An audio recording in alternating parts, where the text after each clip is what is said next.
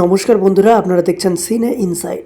Professor বিদ্যা ব্যানার্জি ধারাবাহিকের আজকের পর্বে দেখবেন ফাগুন আর ফাগুনের মা রূপের কথা শুনে রেগে রাজদেব চ্যাটার্জির বাড়ি থেকে চলে যায়। রাজদেব রূপকে বলে, তুই ওনাদের এসব কথা কেন বললি? রূপ বলে, আমি সব সত্যি কথাই বলেছি। বিদ্যাকে সবার প্রয়োজন, সে ছাত্র হোক বা বড় কেউ। আর যা ভাগ্যে লেখা আছে তা তো হবেই দাদা।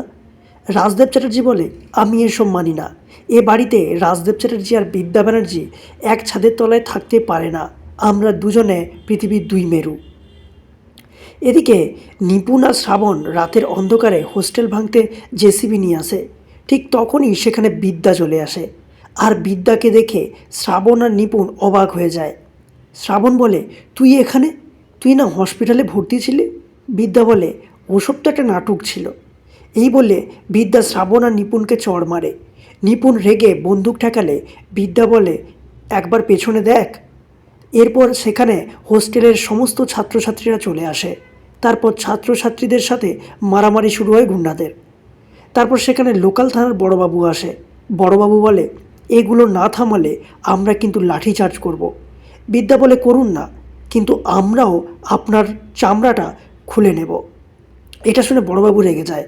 বড়বাবু বিদ্যাকে চড় মারতে গেলে বিদ্যা হাতটা ধরে নেয়। আর ঠিক তখনই সেখানে সমস্ত মিডিয়া চলে আসে।